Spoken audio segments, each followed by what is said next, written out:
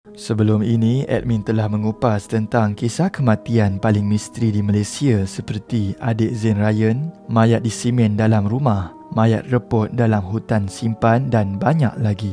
Namun, kisah kematian misteri ini tidak berakhir di situ sahaja, kerana saban hari pasti akan ada kejadian-kejadian ngeri yang berlaku di dalam negara. Ada yang telah mendapat keadilan dan jawapan, namun ada juga yang masih dalam siasatan atau kekal misteri hingga hari ini. Pada video ini, admin akan merungkaikan 5 lagi kisah kematian paling misteri di Malaysia yang pasti akan mengejutkan anda.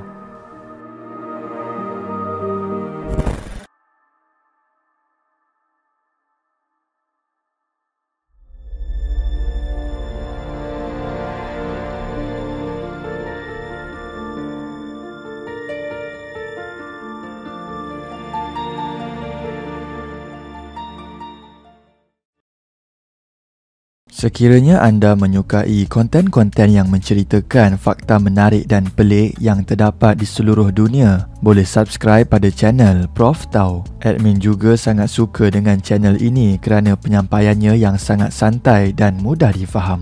Antara video menarik pada channel Prof Tau adalah 5 fenomena alam yang pernah melanda Malaysia. Bencana ini mengakibatkan kerugian yang mencecah 150 juta dan membunuh 200 orang serta 102 orang lagi gagal dikesan.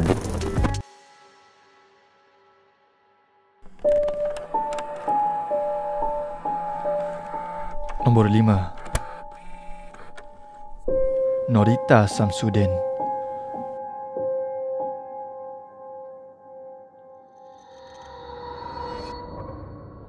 Pada tahun 2003, negara digemparkan dengan kisah seorang peragawati fashion sambilan yang dikenali sebagai Norita Samsudin yang ditemui mati dalam keadaan kepala dibungkus dengan sarung bantal, cebisan tuala dalam mulut sambil tangan dan kakinya diikat dengan wayar streka.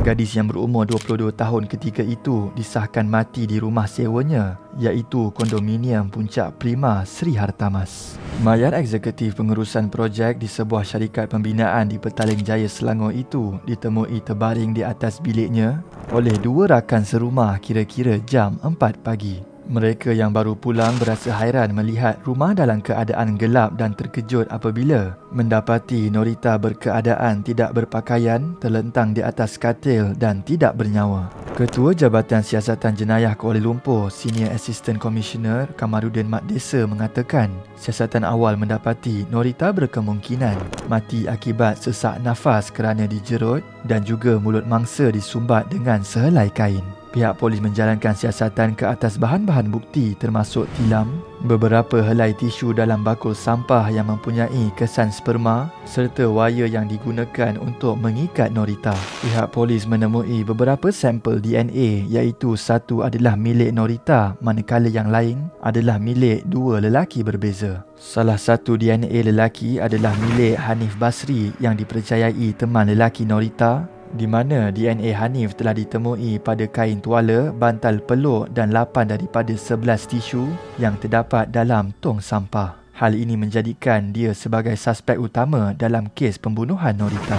Ketika kes dibicarakan, pendakwa raya telah membuktikan Hanif bersalah kerana sebelum lelaki ini menyerah diri, dia telah mencukur bulu alat sulitnya dan memotong kuku. Menurut pendakwa raya, tindakan ini menunjukkan Hanif cuba untuk memusnahkan bukti yang mengaitkan dia dan Norita. Pendakwa raya turut memanggil pengawal keselamatan sebagai saksi dan mereka mengesahkan bahawa Hanif merupakan pengunjung tetap di kondominium itu.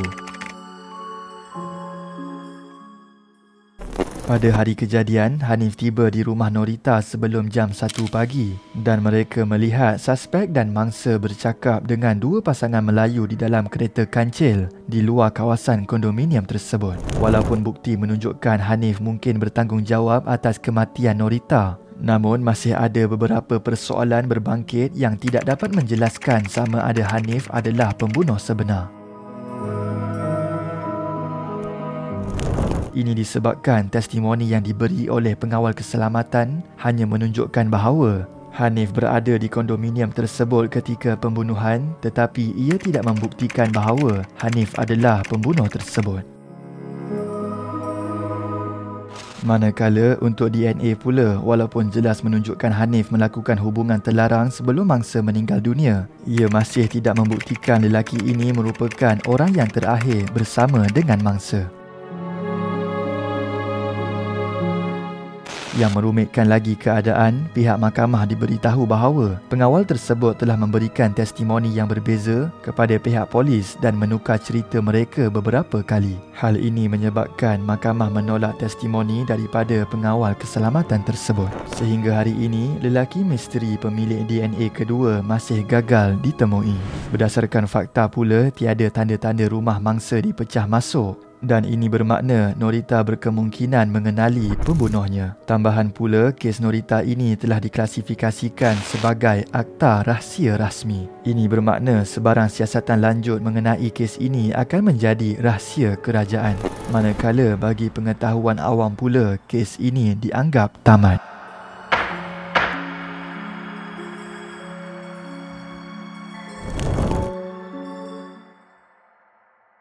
Nombor 4. Disimen dalam tong drum.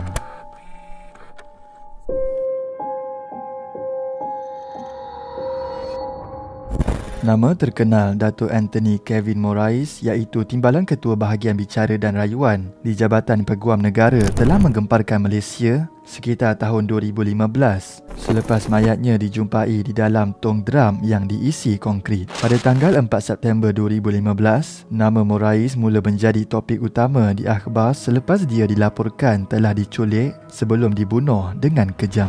Kejadian tersebut berlaku semasa Morais dalam perjalanan menuju ke tempat kerjanya yang terletak di Pejabat Peguam Negara Putrajaya. Tetapi apa yang peliknya, pada hari tersebut Morais langsung tidak kelihatan di pejabat dan telefon bimbitnya juga gagal dihubungi. Keesokan harinya pula, iaitu pada 5 September 2015, sebuah kereta jenis Proton Perdana yang menyerupai kereta yang dipandu Morais telah dijumpai dalam keadaan hangus terbakar di ladang kelapa sawit Kampung Sungai Samak, Hutan Melintang, Perak. Walau bagaimanapun, pihak polis tidak dapat mengenal pasti nombor chassis dan nombor enjin kenderaan kerana ianya telah dihakis. Dapat dilihat penjenayah sudah mengatur dengan sebaiknya sebelum bertindak membunuh mangsa. Ramai yang mendakwa kes kehilangan Morais dikaitkan dengan isu 1MDB, tetapi ianya dinafikan oleh Jabatan Peguam Negara. Peguam Negara Tan Sri Muhammad Apandi Ali sekali lagi menafikan bahawa mendiang Timbalan Pendakwa Raya Anthony Kevin Morais terlibat dalam siasatan One Malaysia Development Berhad 1MDB. Tegasnya, Kevin telah dipindahkan kembali ke Jabatan Peguam Negara pada awal Julai 2014 dan ketika itu tiada sebarang laporan dibuat mengenai 1MDB. Namun 5 hari selepas kehilangan Morais, tersebar kabar angin yang memaklumkan mayat Morais sudah dijumpai di Sungai Kelang dan sekali lagi berita itu disangkal oleh pihak polis.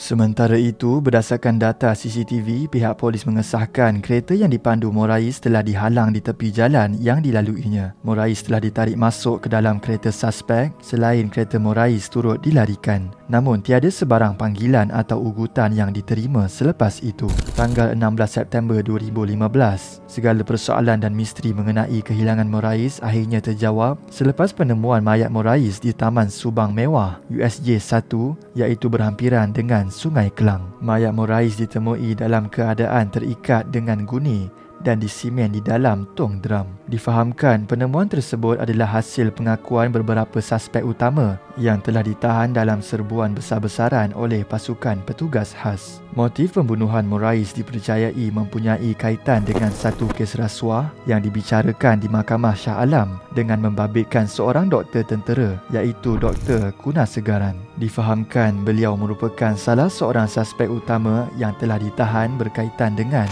kes penculikan dan pembunuhan Morais.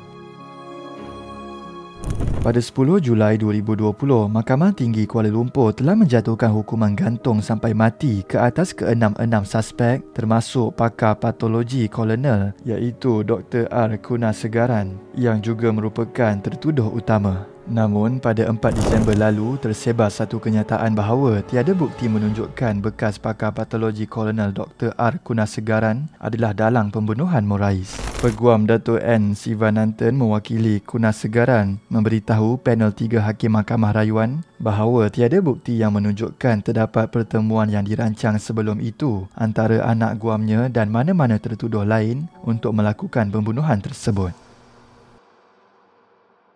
Nombor 3. Mayat ditanam di belakang rumah.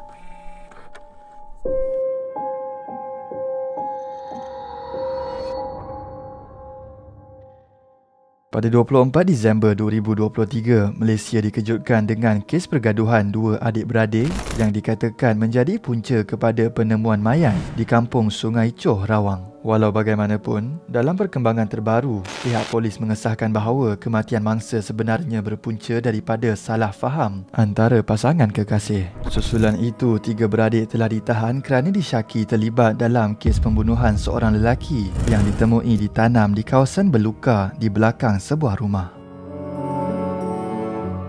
3 suspek melibatkan 2 lelaki berusia 29 dan 33 tahun serta seorang wanita berusia 32 tahun itu ditahan untuk membantu siasatan.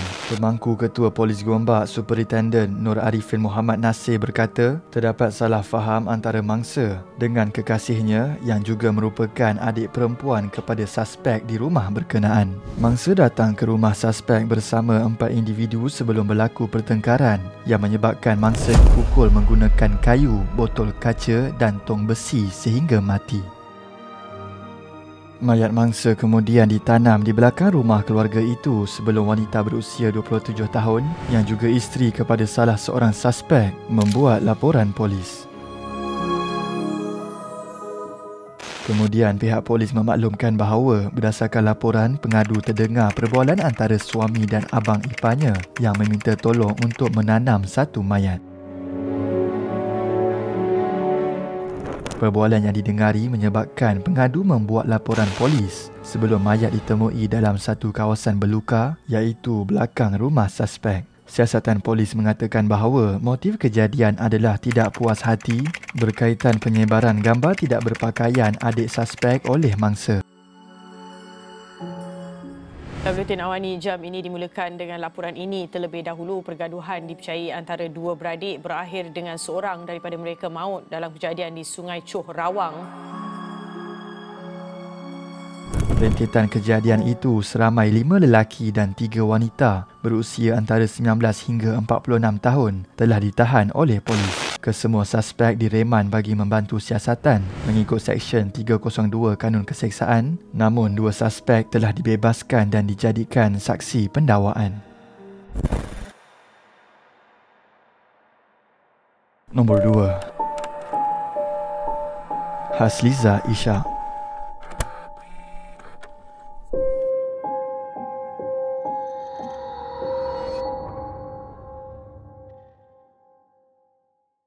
Pada Oktober 2020, Malaysia digemparkan dengan berita Hasliza Ishak yang juga merupakan isteri kedua Raja di Hilir Perak, Datuk Seri Raja Jaafar Raja Muda Musa telah dibunuh dengan kejam. Hasliza Ishak bukan sahaja memegang status sebagai isteri diraja, malah dia juga merupakan seorang pelakon dan model. Dilaporkan mayatnya dijumpai dalam keadaan yang mengerikan, tersangkut pada pokok berdekatan Jambatan Jalan Sumpitan, Taiping. Ketika mayatnya dijumpai, mangsa dipercayai dibunuh sebelum mayatnya dicampak dari jambatan berketinggian seumpama bangunan 5 tingkat. Selepas beberapa siasatan dilakukan, salah seorang daripada 5 suspek, iaitu seorang bomoh bernama Mas Saad, mengaku bersalah dan dikenakan hukuman penjara selama 14 tahun. Dia mengaku bahawa dia telah menculik Hasliza dan membunuhnya dengan mengelal lehernya sebelum mencampak Hasliza dari jambatan. Selepas perbicaraan, bomoh tersebut memberitahu bahawa isteri pertama Raja di Hilir Perak, iaitu Raja Nur Mahani, merupakan dalang kes pembunuhan tersebut. Namun begitu, Raja Nur Mahani menafikan perkara tersebut dengan mengatakan bahawa dia hanya menggunakan hikmat bomoh untuk membuang santau dan jampi yang terdapat pada suaminya. Santau dan jampi tersebut dikatakan perbuatan Hasliza yang menyebabkan suami Raja Nur Mahani selalu bersikap dingin sewaktu dengannya. Tambahan pula dia memberitahu bahawa dia tiada niat membunuh Hasliza memandangkan perbuatan itu boleh mencemarkan nama baiknya. Walau bagaimanapun, kes kematian dan pembunuhan Hasliza masih menjadi tanda tanya kerana motif pembunuhan masih tidak diketahui. Raja Nur Mahani turut bebas daripada tuduhan tersebut kerana tiada bukti yang kukuh untuk menyabitkan Raja Nur dengan tuduhan.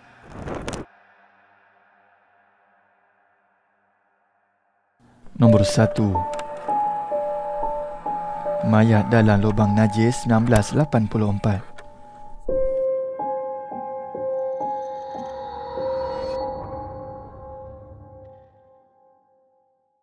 Ramai yang tidak tahu akan kisah pembunuhan tragis dua beradik yang dibunuh akibat melihat perbuatan yang terkutuk. Jasad Azman Wardi dan adik perempuannya Saniah yang masing-masing berusia 10 dan 3 tahun ditemui dalam lubang najis di belakang rumah di Kampung Mohibah, Peserai, Batu Pahat, Johor dalam satu insiden pada tahun 1984. Mayat mereka ditemui dalam keadaan yang sangat menyayat hati, iaitu dalam keadaan telah reput dan berulat. Dua beradik itu dilaporkan dibunuh dengan cara dicekik sehingga mati dan mayat mereka disumbat ke dalam lubang najis untuk mengelak daripada dikesan. Pada 30 April 1984, pasangan suami isteri iaitu Wardi Wasis dan Sukiam Hassan diselubungi perasaan gelisah kerana dua anak kesayangannya, Azman dan Saniah, yang keluar bermain masih belum pulang sehingga waktu malam. Selepas beberapa jam, Azman dan Saniah tidak dapat dikesan. Kemudian Wardi bertindak membuat laporan polis. Pada 7 Mei, penduduk kampung digemparkan dengan penemuan mayat Azman dan Saniah dalam keadaan yang mengerikan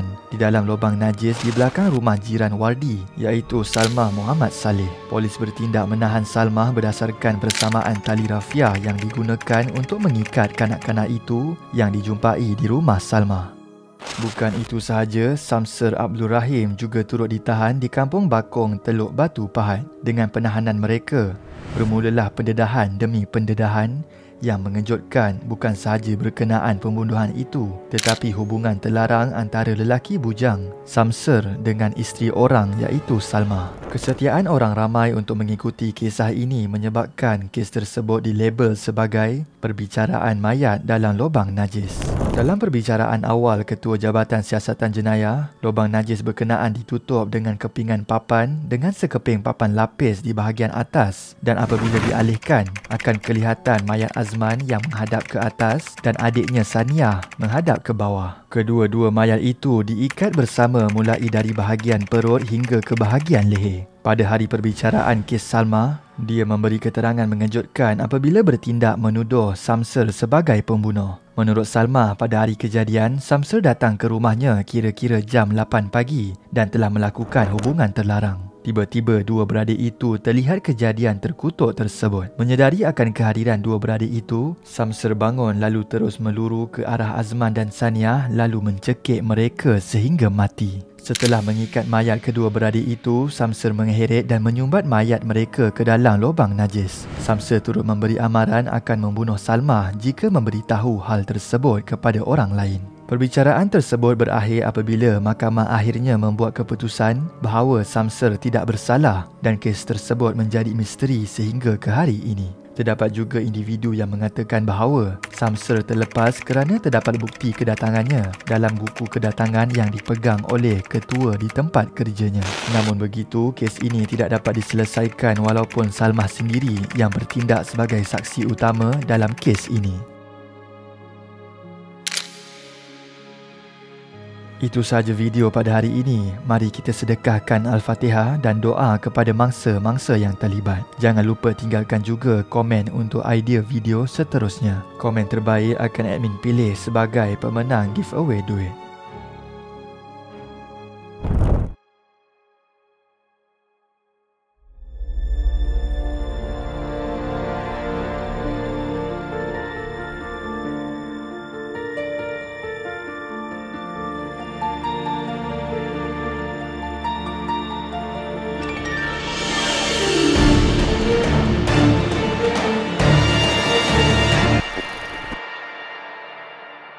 Sekiranya anda menyukai konten-konten yang menceritakan fakta menarik dan pelik yang terdapat di seluruh dunia, boleh subscribe pada channel Prof Tau. Admin juga sangat suka dengan channel ini kerana penyampaiannya yang sangat santai dan mudah difaham. Antara video menarik pada channel Prof Tau adalah 5 fenomena alam yang pernah melanda Malaysia. Bencana ini mengakibatkan kerugian yang mencecah 150 juta dan membunuh 200 orang serta 102 orang lagi gagal dikesan.